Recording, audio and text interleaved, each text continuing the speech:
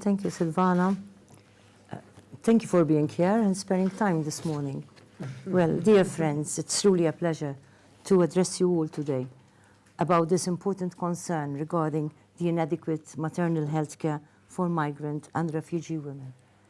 I hope we shall find opportunities during this meeting to build upon the goodwill and the proactive commitments made by diverse participants and policymakers.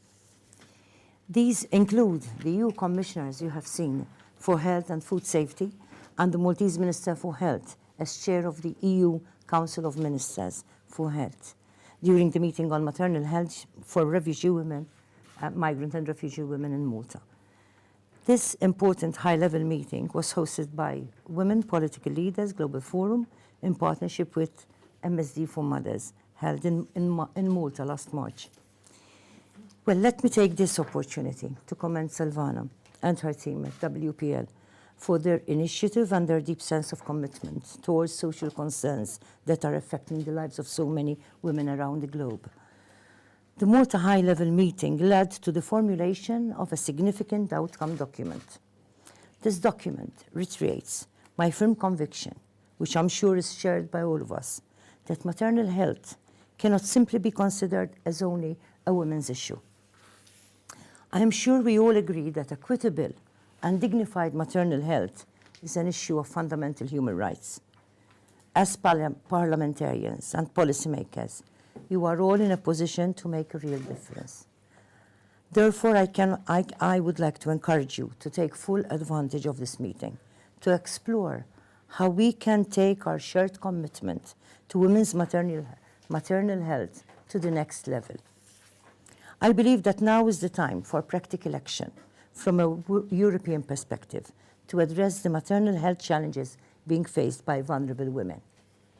In this instance, I urge you to also focus our efforts on women caught up in the complex challenges of migration. I also believe that we all have an essential role to play to safeguard the rights of others, especially those who are most at risk of exclusion, exploitation, and oppression.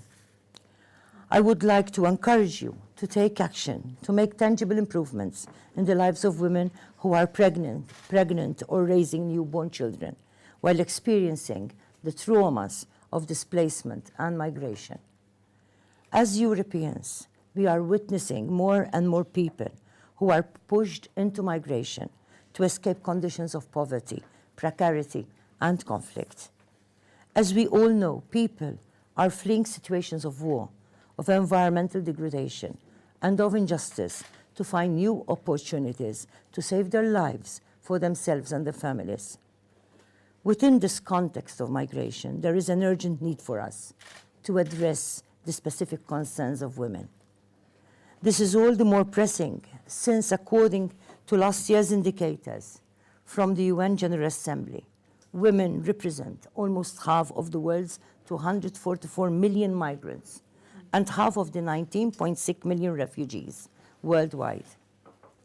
In response to the challenges being faced by migrant and refugee women experiencing motherhood, the Malta high-level meeting focused on their specific needs and their experiences during the dangerous journeys they undertake in search of a better life. As Europeans, we have a clear commitment to safeguard and to protect refugee and migrant mothers. This commitment emanates from the United Nations Convention on the Rights of the Child, which was endorsed by all EU member states and which clearly commits us to provide effective prenatal and postnatal health care for all mothers. Moreover, as a European family of nations, we have also committed ourselves to the implementation of the United Nations Agenda 2030 and its Sustainable Development Goals. I believe that Agenda 2030 provides us with a roadmap for the future sustainable well-being of our world. In particular, SDG number 3, Target 1, explicitly states that we have a global responsibility to reduce the world's maternal mortality ratio. This necessarily includes a focus on the need of effective strategies for appropriate maternal health care. In light of these commitments and pledges, it is therefore shocking to realize that according to data from MSD for Mothers, 1 in 10 women in the European Union still have no access to maternal health care services during the first months of pregnancy. This situation is even worse when we consider the challenges faced by vulnerable communities, such as migrant and refugee women.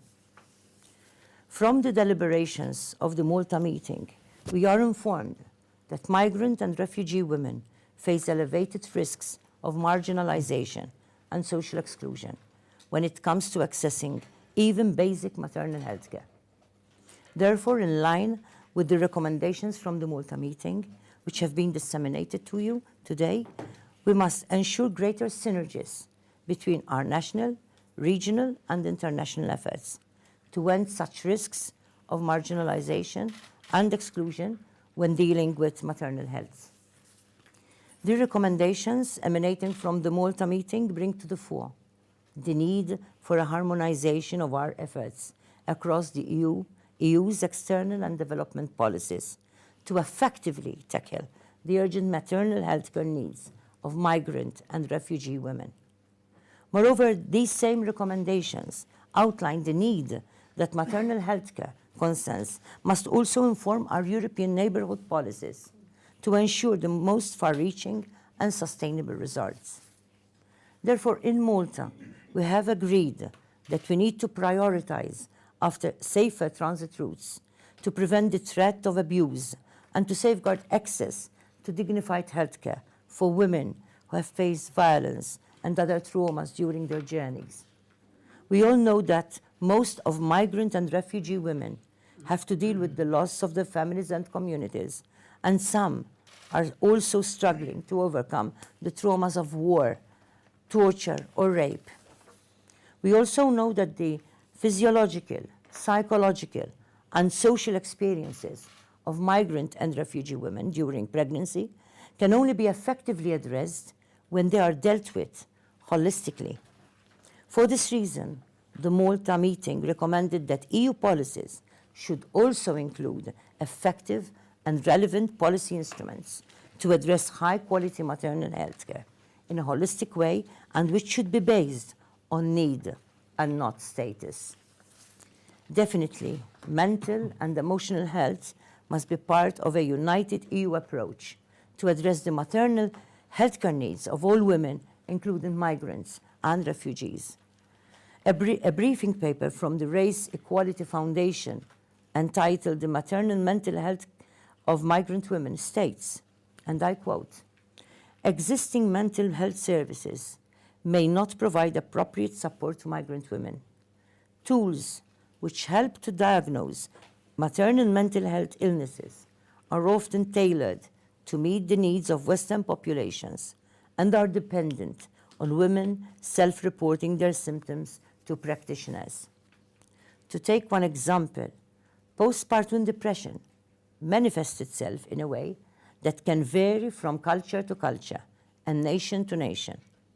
The Race Equality Foundation's report continues, and again I quote, "The risk of being stigmatized prevents many women from disclosing their real feelings to practitioners. Attitudes towards women's mental health in some migrant communities are derogatory. Women often believed if their mental health problems became public knowledge, they would be exposed and stigmatized by families and communities." This quote reveals to us that we cannot ignore the risk that such women may slip through our systems, especially during pre- or postnatal periods.